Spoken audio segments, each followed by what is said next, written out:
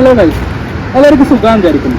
അപ്പോൾ ഞാൻ എൻ്റെ കഴിഞ്ഞ വീഡിയോയിൽ പറഞ്ഞായിരുന്നു, ഞാൻ ഈ കാണുന്ന ഹോണ്ട CB350 ക്ലാസിക്കിൽ എന്തെങ്കിലും ട്രഡീഷണൽ ആയിട്ട് വെച്ചിട്ടുണ്ടോ അതിനെപ്പറ്റിയുള്ള ഒരു ചെറിയ വീഡിയോ അപ്ലോഡ് ചെയ്യുന്നതായിരിക്കും. അപ്പോൾ നമ്മൾ ഇന്നത്തെ പരിപാടി ആ വീഡിയോനെ പറ്റിയാണ്. അപ്പം നമുക്ക് അതിന് ലേറ്റ് ആക്കാണ്ട് ഈ കാണുന്ന ഹോണ്ട CB350 ഞാൻ എന്തൊക്കെ അഡീഷണൽ ആയിട്ടുണ്ട് വെച്ചിട്ടുണ്ട് എന്നുള്ളത് ഓരോന്നോരോന്നായിട്ട് നോക്കാം. അപ്പോൾ നമ്മൾ ഈ ഹോണ്ട ബൈക്കിലായിട്ട് നല്ലൊരു ഹെഡ്ലൈറ്റ് അല്ല പ്രൊവൈഡ് ചെയ്തിരിക്കുന്നത്. ഞാൻ എൻ്റെ കഴിഞ്ഞ വീഡിയോയിൽ ഈ ബൈക്കിന് ഡീറ്റെയിൽ റിവ്യൂ ഞാൻ പറഞ്ഞിട്ടുണ്ട്. ആ വീഡിയോ കാണാത്തവരുണ്ടെങ്കിൽ ഞാൻ ഈ വീഡിയോൻ്റെ താഴെ ഡിസ്ക്രിപ്ഷൻ ഇടാം. അപ്പോൾ ഈ ഹെഡ്ലൈറ്റിൻ്റെ ഇഷ്യൂ നമ്മൾ സോൾവ് ചെയ്യാൻ വേണ്ടിയിട്ട് ഞാൻ എഡീഷണൽ ആയിട്ട് ഒരു ഫോഗ് ലൈറ്റാണ് വെച്ചിട്ടുള്ളത്. ഫോഗ് ലൈറ്റ് സൂപ്പർ എന്ന് പറഞ്ഞ കമ്പനിയില്ല, ഏകദേശം 2000 റുപ്പീസാണ് അതിന് വരുന്നത്. ബേസിക്കാണോ എന്ന് ചോദിച്ചാൽ ഞാൻ സാറ്റിസ്ഫൈഡ് ആണ് അതിൻ്റെ പെർഫോമൻസ്. പഴയ വീഡിയോയിൽ പറഞ്ഞ പോലെ തന്നെ ഹോണ്ട അവരുടെ ബൈക്കിലൂടെ നല്ലൊരു സീറ്റല്ല പ്രൊവൈഡ് ചെയ്തിരിക്കുന്നത്. ഈ ഒരു സീറ്റ് ഞാൻ ലോങ് റൈഡിന് സജസ്റ്റ് ചെയ്യാൻ ചോദിച്ചാൽ ഒരിക്കലും ഞാൻ സജസ്റ്റ് ചെയ്യില്ല. കാരണം ഈ ബൈക്കിൽ വരുന്ന ഒരു ഹാർഡായിട്ടുള്ള സീറ്റാണ്.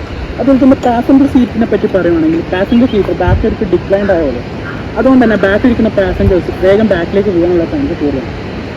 അപ്പോൾ ഈ രണ്ട് അൺകംഫർട്ടബിലിറ്റി മാറ്റാൻ വേണ്ടിയിട്ട് ഞാൻ എൻ്റെ ബൈക്കിൽ 2 മേജർ കാര്യങ്ങൾ ചെയ്തിട്ടുള്ളത്. ഒന്ന്, ഈ സീറ്റിൻ്റെ ഹൈറ്റ് ഞാൻ കുറച്ച് കൂട്ടി. അതുപോലെ തന്നെ 2 ഈ കാണുന്ന ബാക്ക്. ഈ 2 കാര്യം ചെയ്തതോടെ തന്നെ എൻ്റെ പകുതി പ്രശ്നം കിട്ടും. ഈ സീറ്റിൻ്റെ ഹൈറ്റ് കൂടിയതുകൊണ്ട് എൻ്റെ ബാക്ക് പെയിനോട് റെസ്റ്റ് കിട്ടും. അപ്പോൾ ലോങ് റൈഡ്സിന് പിന്നെയും ഓക്കെയാണ് ഈ സീറ്റ്. അതുപോലെ തന്നെ ഈ പാസഞ്ചർ സീറ്റിൽ വരുമ്പോഴാണെങ്കിൽ ഈ ബാക്ക് റെസ്റ്റ് കാരണം അവർക്കിപ്പോൾ ഒരു പേടിയില്ലാതെ ഒരു കോൺഫിഡൻ്റ് ആയിട്ട് അവർക്ക് ഇരിക്കാൻ പറ്റുന്നത്.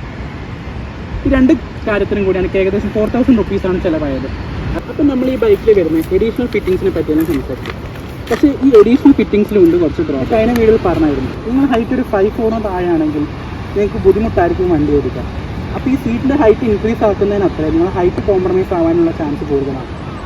പിന്നെ ബാക്ക് റെസ്റ്റിനെ പറ്റി പറയുകയാണെങ്കിൽ നിങ്ങളൊരു പാസഞ്ചർ ഒരു വയസ്സായ ആളാണെങ്കിൽ അവർക്ക് ഇതിൻ്റെ മുകളിലോട്ട് കാലിട്ട് കയറാനുള്ള ബുദ്ധിമുട്ടായിരിക്കും.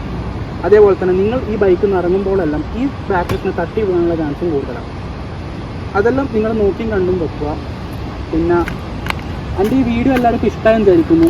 അതേപോലെ തന്നെ വേറൊരു വീഡിയോ ആയിട്ട് വേറൊരു ദിവസം നമുക്ക് കാണാം.